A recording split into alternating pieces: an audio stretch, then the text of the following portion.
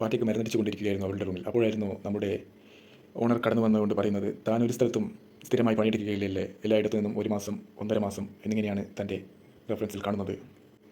ഒന്നുകൂടി താൻ വേറൊരു ജോലി നോക്കേണ്ടി വരും എന്ന് അവസാന ശാസനയും കൊടുത്ത് അദ്ദേഹം അവിടെ നിന്നും പോവുകയാണ്.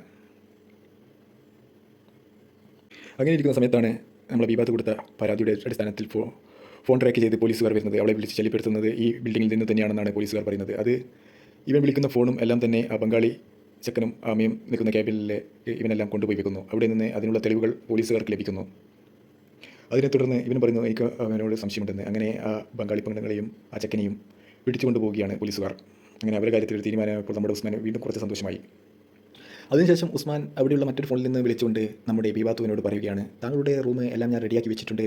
അപ്പോൾ നമ്മുടെ ബീബാത്ത് പറയുന്നു, എന്നെ ഇത്രയും കാലം വിളിച്ച് ശല്യപ്പെടുത്തുന്നത് ആ ബംഗാളി ചെക്കനായിരുന്നു എന്ന് എനിക്കറിയില്ലായിരുന്നു. അവരുടെ അമ്മയുടെയും ഇതൊക്കെ കോലം കാണുമ്പോൾ എനിക്ക് പാവം തോന്നുന്നു.